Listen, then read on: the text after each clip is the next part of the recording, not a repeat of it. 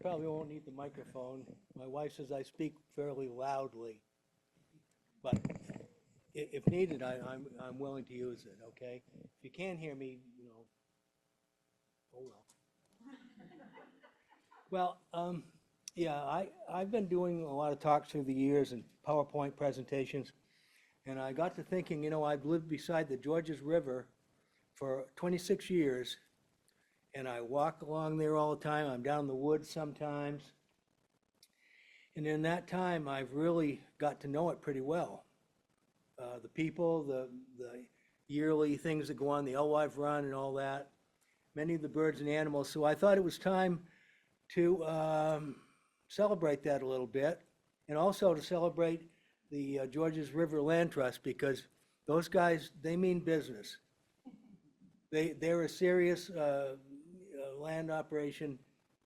They've got more places under easement than you can imagine. It's just wonderful. And I believe Maine is one of the leading states in the whole country for a land trust. I think we have more per capita than any other place. So that's terrific. So I'm going to take you on a little bit of a journey here. Start out with just a little bit of history. Let's see if this thing's going to work.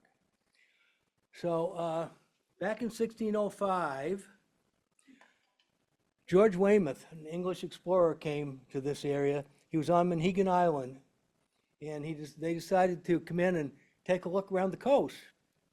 So they came in, and he found this little river, which he said was a very fair river, and says, I think I'll call it the St. George. Why not? Name it for yourself, right? We also have the Georges Islands off here. So he spent really quite a bit of time here surveying things. So this is N.C. Wyeth's version of how it all looked. So here's a nice map of the watershed. It's 45 miles long, and it's not a real wide river. It's not like the Kennebec or anything like that, but it's a grand river. It goes through all sorts of different habitats, and at one time it had 10 dams on the river back in the days when mills and so forth were prospering.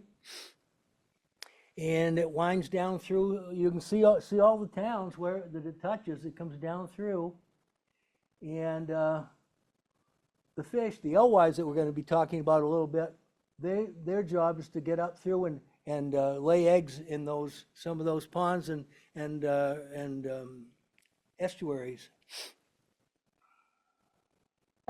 So birds really draw a lot of people to Warren in the springtime, around May when the fish start running, and all the gulls and the cormorants. And these guys here, I talked to some of these folks in this particular picture, and one guy said, yeah, he said, I'm going to stay here a whole week. So he's staying in a motel, he's buying food, he's buying gas. These guys are spending quite a bit of money, and a little bit of money on the cameras, I would say, for the looks, right? But these fellows are really, really serious photographers, I guess. So gulls, lots of gulls. This is the signal in May when things are really heating up.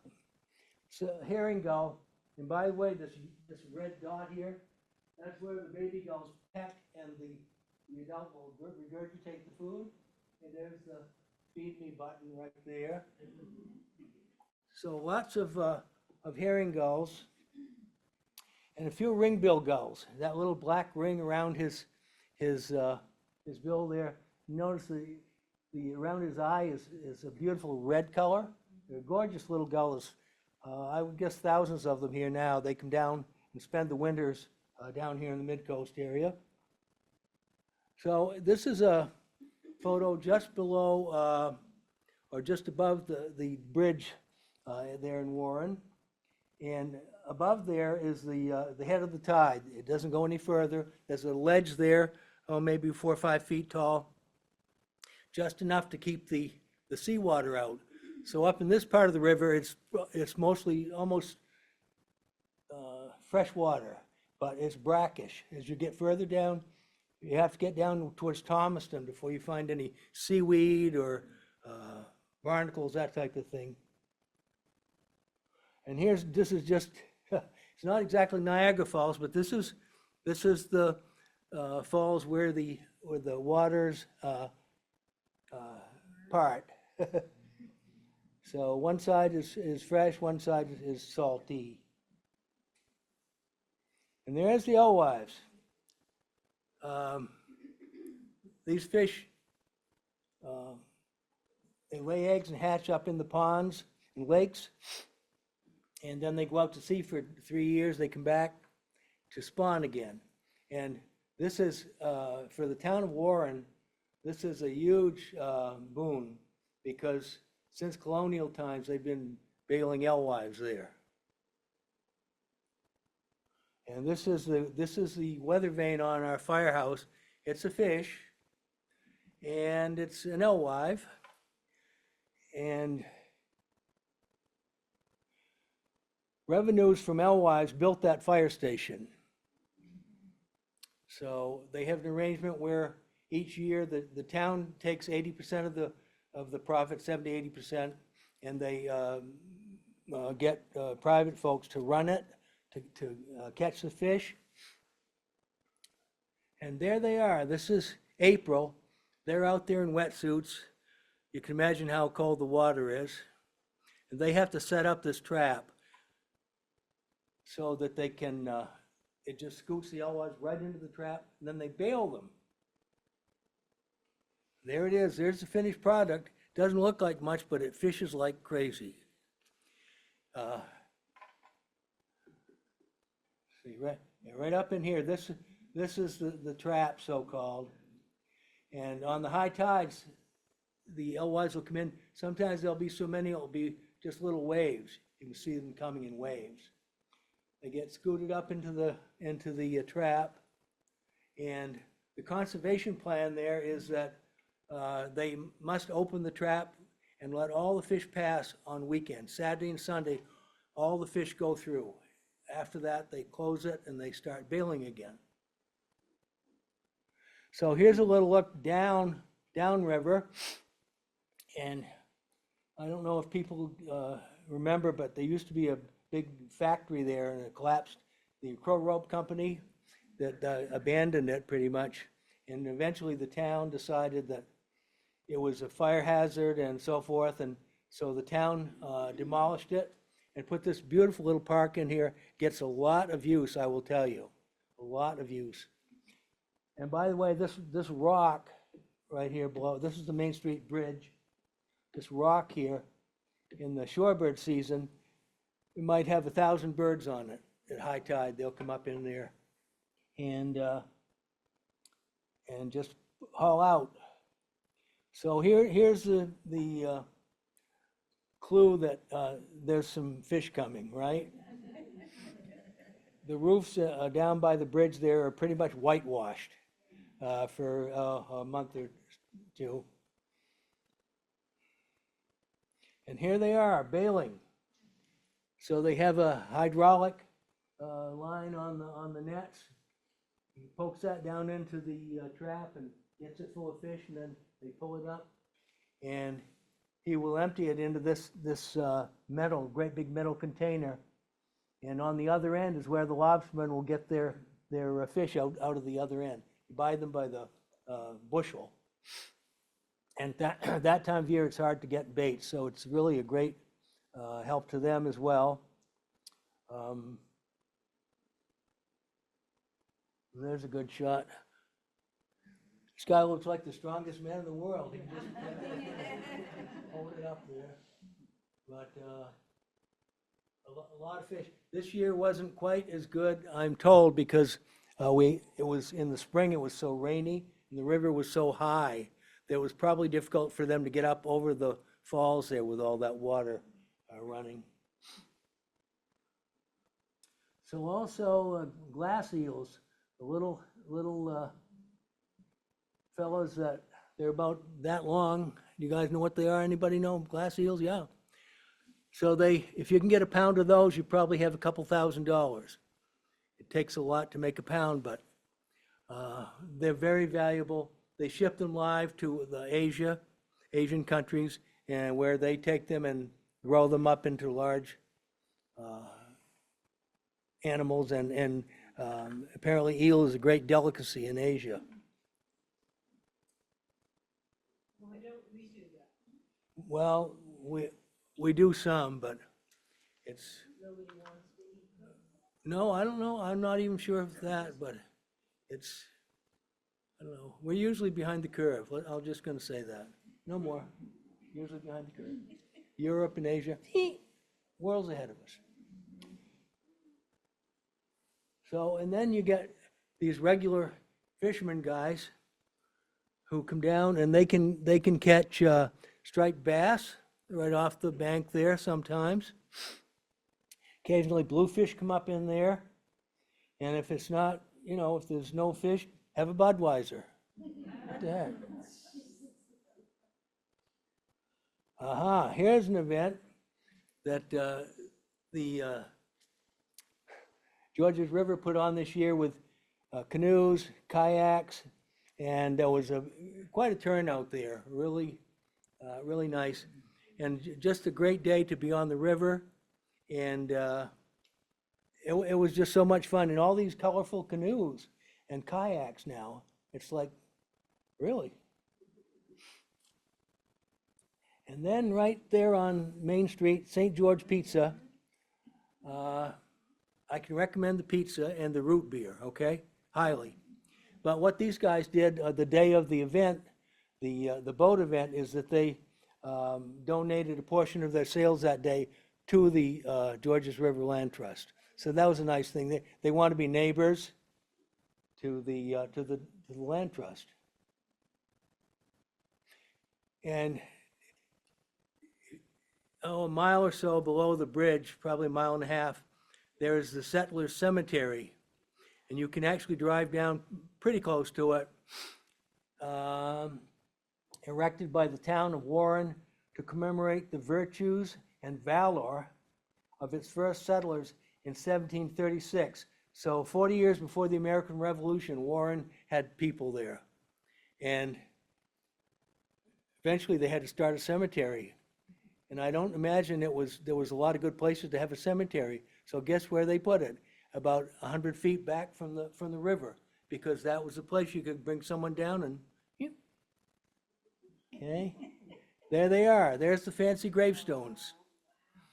And that you'll find that with a lot of older ancient type cemeteries. And there are actually two veterans in there with American flags on them. And they were soldiers in the Continental Army. So that's pretty impressive when you think that we actually have people who fought with George Washington, and that is amazing, really. But that's the cemetery. You can access it from Route 1. If you look closely, there's a little sign you can drive down in there. Pretty cool. So let's get into some birds and animals and see what's going on. We always have eagles around the river. And of course, during the alewife run, we get lots of eagles. There might be a dozen down there at a time,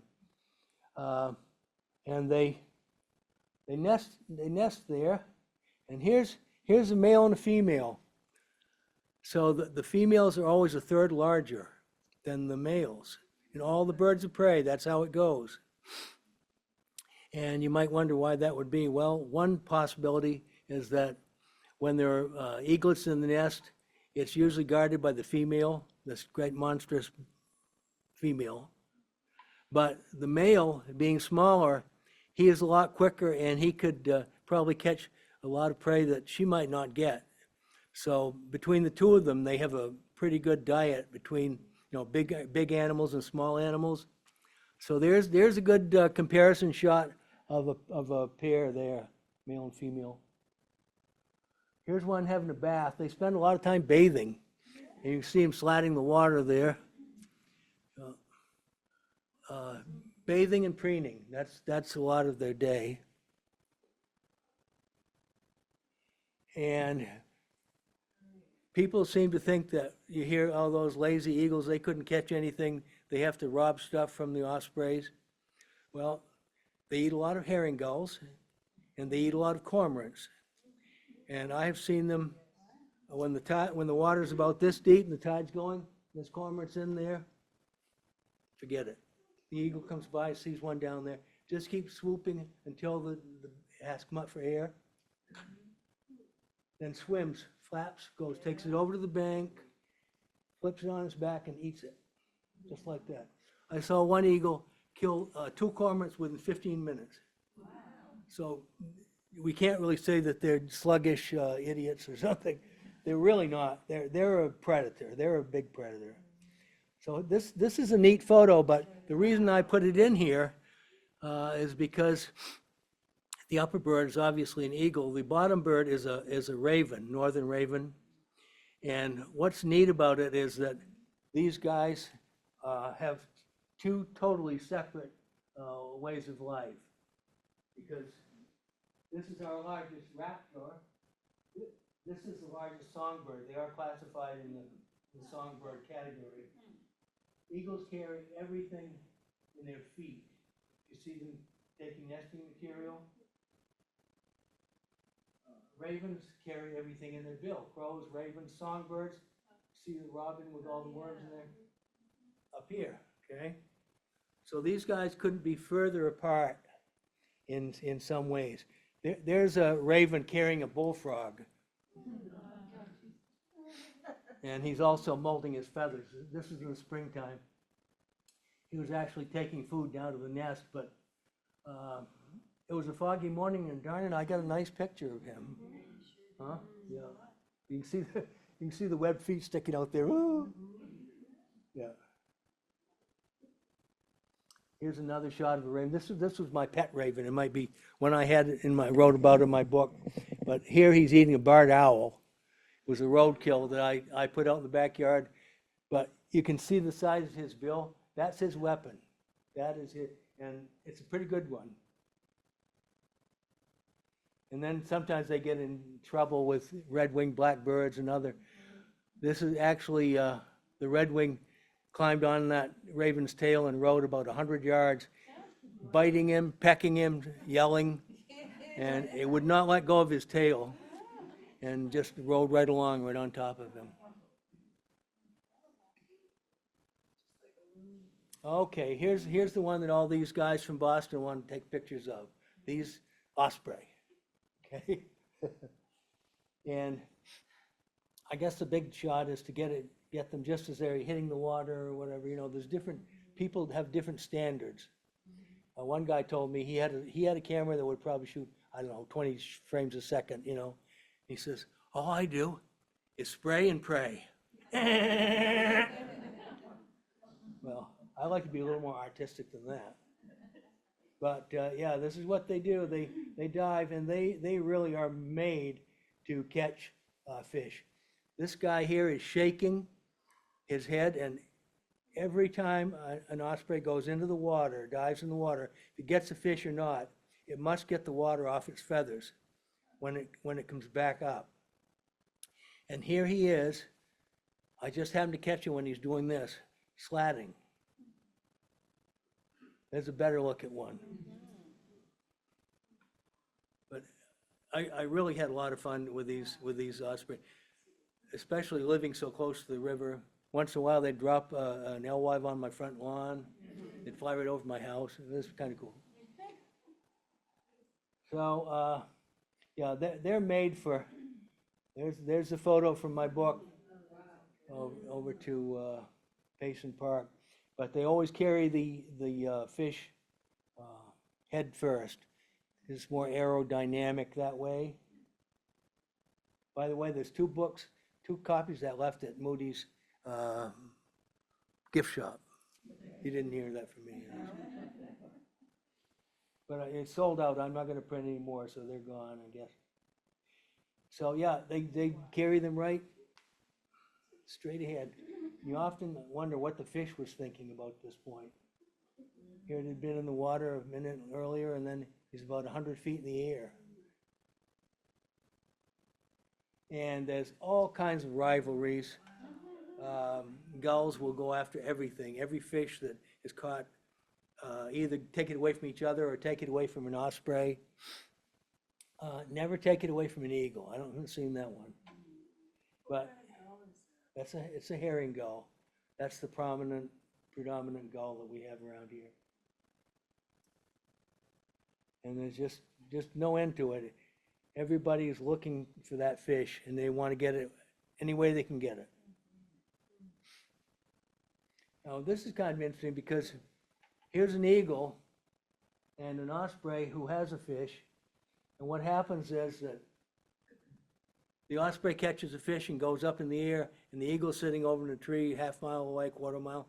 He comes over, and what he's trying to do is to get above the osprey.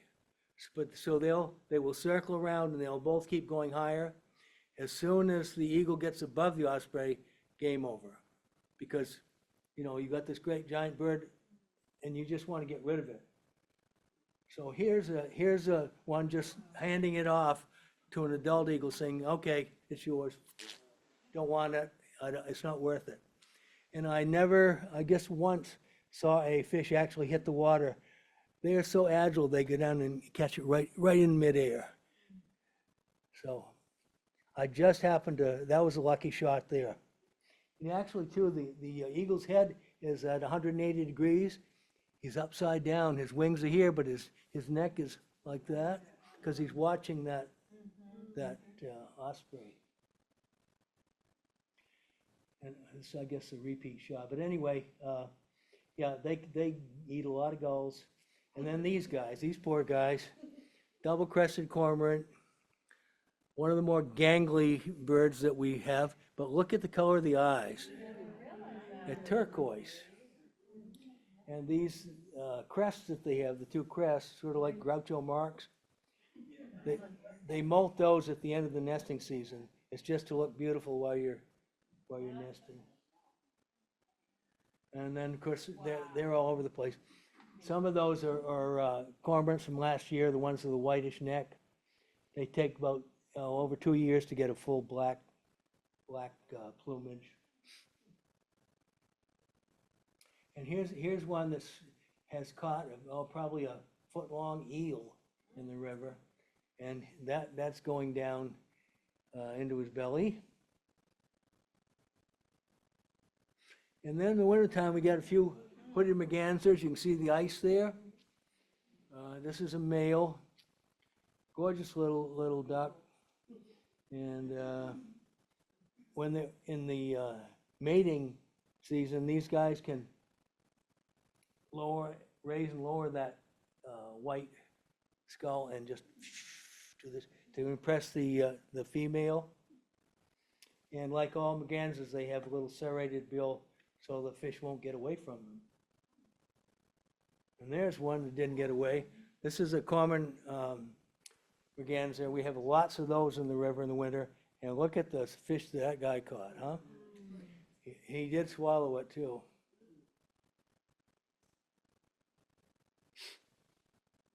Here's some wood ducks. And this would be in the spring. You'll notice it's just drakes. And that means that the females are in a nest tree somewhere. These guys are just loitering around with nothing else to do. But they will lose many of their feathers and go into eclipse plumage where they can barely fly for about 6 weeks. But they're right now just enjoying looking at each other, I guess. There's a nice one. This is wintertime, and a neighbor used to throw out a little grain once in a while out in front of her house. There you go. The drake wood duck. Pine-billed grebes, we get a few of those in the river. There's probably some places where they do actually nest in the along the shores of the river. Kingfishers, we find those along the river, several places. They're fairly common. This one looks like a male. With this species, the female is more highly feathered, decorated. She has a band across her chest, where he doesn't, just a white chest. Oh, here's a cute little story. So, in the springtime, the herring gulls molt a lot of their feathers, so the river at times can look just white, just everywhere. Well, it just so happens that tree swallows, which this is, use white feathers to line their nest. So you'll see them quite frequently coming down, dipping down, grabbing a feather and flying off with it. So here's a little relationship between the two species. And great blue herons, there's a bunch of those along the river. And again, I'm only talking about the bottom 5 miles of the river, nothing above there. And we'd be here all night if I cataloged every bird and every, but I've just picked out a few.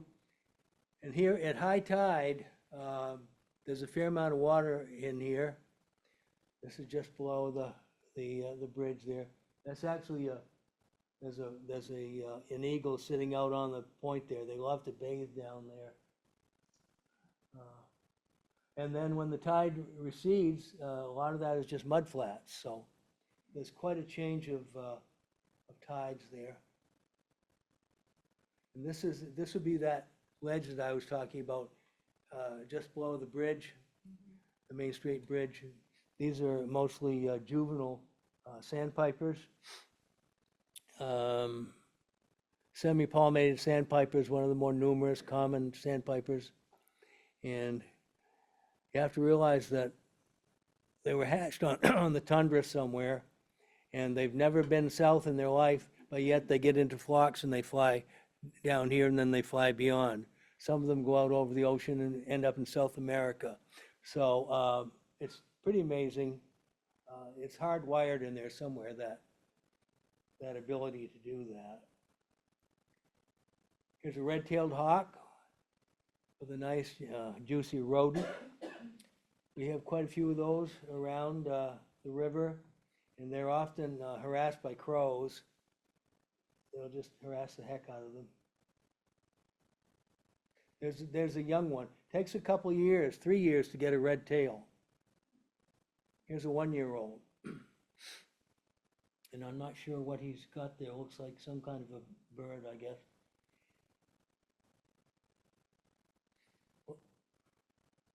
And broad-winged hawk. This is a fairly numerous hawk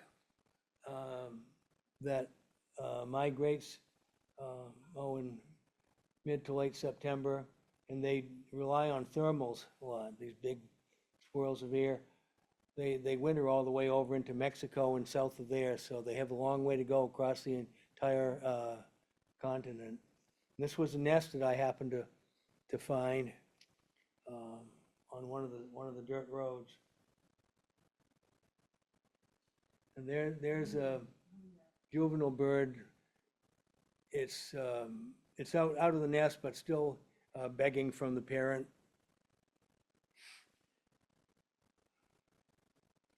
Here's a Cooper's hawk. We have one of those around our neighborhood for sure. The songbirds suddenly will just be against the tree and they'll just go for about 10 minutes, and you know there's a problem, right? But we have Cooper's hawks and sharp-shinned hawks in our neighborhood. This is probably a pigeon here this guy had caught. And here's peregrine falcon. They come up the river some. There's all kinds of birds to catch or chase on migration. This is a young bird. This is what they call a tundra falcon. It has a white forehead. And if you have never happen to be lucky enough to see a peregrine fly, they can really move. They can really move. They used to call them duck hawks because they can take birds as large as small ducks. And here's merlin. This is the second smaller of the falcons. There's peregrine, merlin, and kestrel. And this is a young one here. There's a baby just out on a branch. And these little guys can move too. They can really get around. And here is a little kestrel. We used to call them sparrowhawks. And they eat a lot of insects. They actually love dragonflies. They'll catch those quite readily. Here's a harrier, northern harrier, and you'll see them along the edges of the river where there's cattails, where there's some grassy growth. And then just a few quick warblers. This is a yellow warbler, and there's Mama. She's got 3 chicks in the nest, and she's got quite a collection there of things to offer. She's done well. There's a male, beautiful chestnut striping on the breast. You find them around alders mostly, wet areas. Black and white warbler. These guys focus on the trunks of trees, big branches, but they actually nest on the ground, which is, we had one nest in our backyard one time. Little tiny nest down in the leaves. Chestnut-sided warbler, one of the more beautiful warblers we have. And also in the time of Audubon's life, he saw 2 of these his entire life. Because he came through Maine here. He was in Maine for over a month getting his crew ready to go up to Labrador. And he saw only 2 of these because they're birds of secondary growth. And we had virgin forests here in 1802, pretty much virgin. So there was really no place for them. And now they're very common. A beautiful warbler. Black-throated green. There's lots of, several species of spruce nesting warblers along the river. It's a black-throated green. Z. After he gets the girlfriend, trees, trees, murmuring trees. Changes his tune totally. That happens a lot. Most of the warblers have 2 songs. They have to get the girl and then to, oh well. There's a yellow rump warbler. They're another common warbler. They even winter here, a few of them down along the beaches. They eat bayberries in the winter. Butterbutts is another name for these guys. Here's a black Burnian warbler, another spruce warbler. They like to nest high in spruce trees. They call them fire throats, flame throats as well.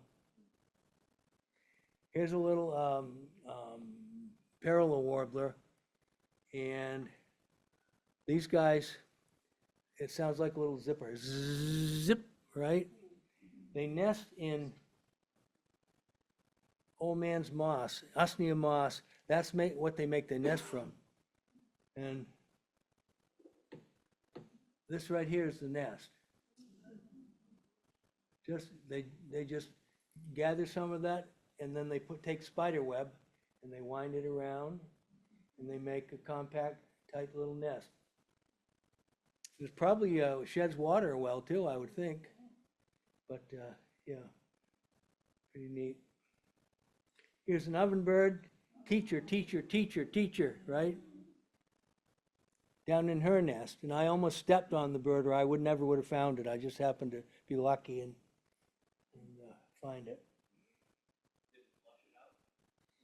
No, we didn't. It didn't. It stayed in there, and I backed off, and just enough to get a picture, and then I was gone. I don't know how we're doing for time. I could go on and elaborate on some of these, and you'd be going, you know. But I'll give you one real quick one of this species. A lady in Warren called me, and she said, "I've got a dead ovenbird on my deck. It hit the window, and it has a band on the leg. Whew, you don't think I got over there fast?" She says, "Are you interested?" I said, "Yeah." I went over, I took the band, sent it in, and it turned out that bird had been banded by someone from Mass Audubon a day before it hit that window in Maine. So that means that it flew probably 200 miles in one day. But see, it's the nesting season, and it's urgent. You get there, you have to go fast. Fall migration is more leisurely because either you made it or you didn't. You had it young. But In about a day and a half, it flew 200 miles and then hit a window. So here's a phoebe, eastern phoebe, with her young. I'm glad yeah. Where I'm standing, these slides all look horrible. They look like a, no, okay. So yeah, there she is with the baby. This was the first species to ever be banded. And again, it was a teenager that did it, John James Audubon. There was a nest on his father's farm on a bridge. He wondered if they were the same birds that were coming back every year. So while the nestlings couldn't fly, he went over and he tied little tiny silver threads around their legs. The next year, there was tiny birds. There were silver legs, silver threads. So that was the first known incident of banding a bird. And you guys, I'm sure, are familiar with the rose-breasted grosbeaks. We have quite a few of those along the river. We have scarlet tanagers. This is a bird that's sort of, populations are declining because they need big pieces of intact forest, and now everything is just chopped up, and it's taking a toll on their nesting success. Red-eyed vireo. This is probably the most common bird in your yard that you'll never see. We have them every year, and I don't know this year if I got to look at it or not. Here I am, where are you? Here I am, where are you? Here I am, all day long. And then there's a story of this poor grad student. The professor sent him out and he said, take this counter, I want to know how many times that vireo sings in one day. 18,000. They don't stop at noontime. It can be 100 degrees. They still, here I am, where are you? What do they suspect is the reason for that excessive pollen? Well, no, I mean, and you're telegraphing where you are. They're usually in, fairly tight cover, but still, eventually someone seems like would come over and just go, Kip. But no, I'm not sure what the reason is for that, but. Black-billed cuckoo. We have some of these in Maine. They, on rainy days, sometimes they will sing and cook, cook, cook, cook, cook. They eat a lot of caterpillars, and they eat them whole for the most part, so they swallow the spines and all. They might bite them in half, but they swallow the intact body. Well, eventually those spines kind of pile up in your stomach. So how they manage that is that they cough up their stomach lining. What? And they have a brand new one in there, sort of like a baby diaper or whatever. You have a new one, but that's how they, that's nature's way of taking care of that one. Yellow-bellied sapsucker, pretty little woodpecker. This is a male. He's got a red throat, and they, as you may know, they drill lines of holes and let the sap run. They'll go to another place and drill some more, and they'll keep visiting them. And they have a tongue that's like a big paintbrush. The end of it is like a big, it sops it up. But a lot of other birds take advantage of them, especially hummingbirds. Will follow around in the woods and will drink the sap as well, because there's bound to be some insects in it too. What species of trees do they tap into? Apple trees, about any orchard with older trees, you look and you'll see all these lines, and they drill a straight line each time. So they're very methodical in their feeding. And there's Mr. Hummingbird. We had one the other day. My wife had it, flew right by her in the backyard, and it's really getting late for them, really late, but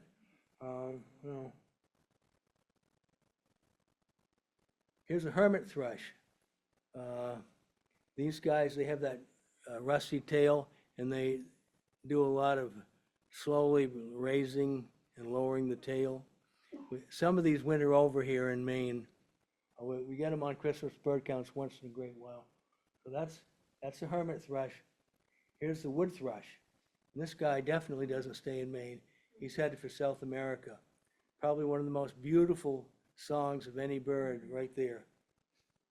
Just gorgeous. But they're in big trouble as well with their populations. It's plummeting, fortunately. Here's a swamp sparrow, little rusty cap. And they're around these cattail places, and they actually have longer legs than most other sparrows because they forage in water sometimes, and they'll just walk around in water.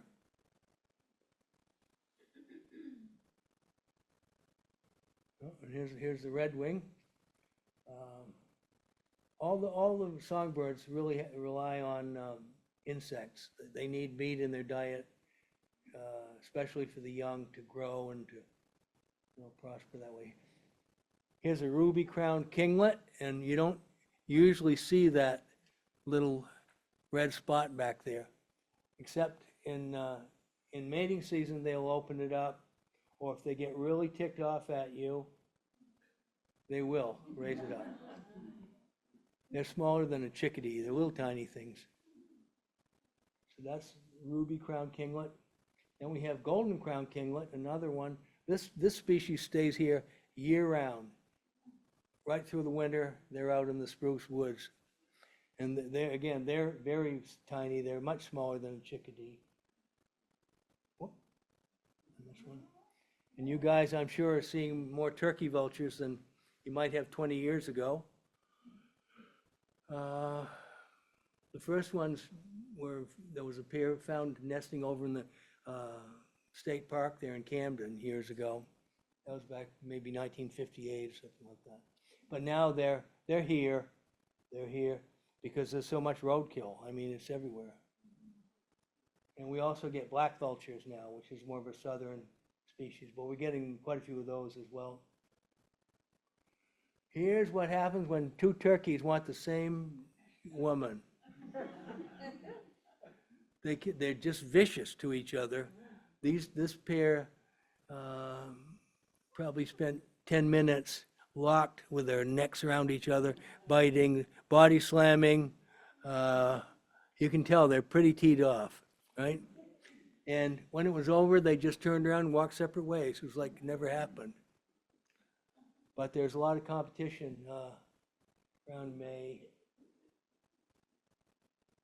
Woodcock, American woodcock, cute little guys. They come early when there's snow on the ground, often, and they feed on a lot of worms. That bill is actually sort of prehensile. You can stick it down in the mud and then open up the end and grab a worm like that. Very, very useful. And they're actually a game bird. I'm not sure what the bag limit is, but I don't know. Here's a ruffed grouse, and they're a native bird here. And sometimes in the fall they get into the fermented berries and do some wild things, fly into people's windows or fly into cars, all kinds of weird things.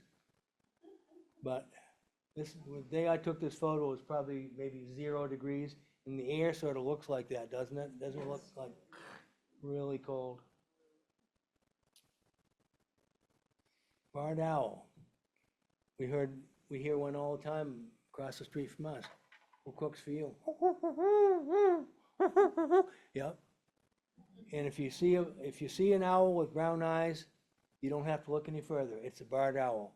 That's the only owl species in Maine that has brown eyes. Pretty common. And last year they had a big year. They were getting hit everywhere in the roadways. You'd find them. For some reason, it was a banner year for reproduction. And then you got the saw-whet owl. He's about 8 inches tall, 8, 9 inches. Like sharpening a saw, whetting a saw. There you go. And they're pretty hard to find and see. But they're a gorgeous little guy with yellow eyes. Now we're going to see a few critters. You guys ready out there? We're gonna have some critters now. So this moose was the tamest moose that I ever saw, because this isn't a magnified photo or anything. It's where I just walked up to him. He was standing there. I walked up to him maybe from here to the wall and took pictures of him, and he just stood there like this. And if that wasn't bad enough, he followed me. And we walked together maybe, 50 yards. And then he just went into the woods. And I thought, brother, you're the dumbest moose I ever saw in my life. But can you imagine the feeling, though, when you're walking along and here's this giant moose, and we're just looking at each other and he's going, how you doing? And that was in Warren? Yeah, oh yeah.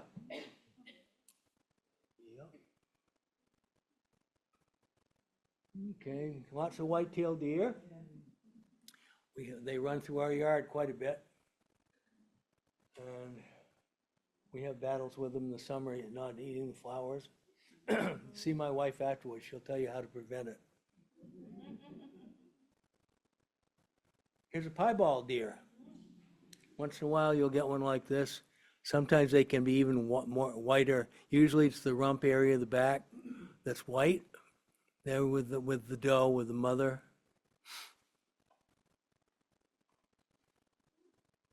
And coyotes. Eastern coyote. One time I saw one that was out in a big field and it was moving along, but it was sort of going like this, a hump, a hump, a hump. I put the binoculars on and it was missing its entire front leg. Probably in a trap, or who knows, I don't know what happened, but anyway, and then be damned if he didn't catch a mouse. He just did a pounce and came up and, so he was, he was doing okay, I guess, but, yeah. Foxes, we have some that den around our house. Fun to see the little guys running around. There's one with mom. It's funny because we didn't even realize we had foxes den maybe 100 feet or less from our house. And one day I looked out in the side hill and here's this little tiny, kid out there. And after that, we saw them running around and playing. And can you see the animal in there? Yeah. I've photographed a few bobcats, and I found that if they think you can't see them, they just sit there and kind of like, But I was happy to get a picture of him. Mink. Could have those along the river. Winter. There's a close-up. They have a white chin. Well, I happened to be parked and he came up almost to my car, so I took his picture.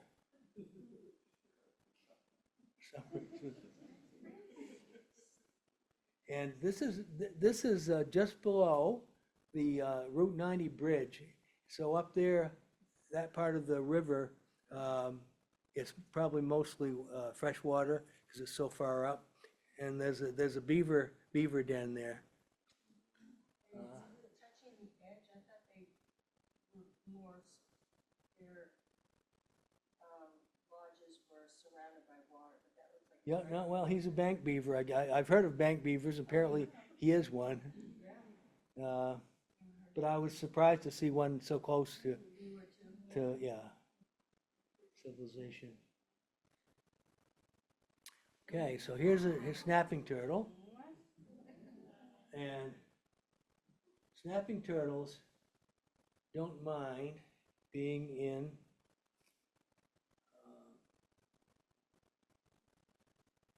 what do you call it? Half salt and half. I knew that. You said it earlier. Brackish. Yeah. So anyway, this little guy here, there was 6 of them that went right by the doorstep, heading down to the river. They were headed into the river, for sure, right on the line. And then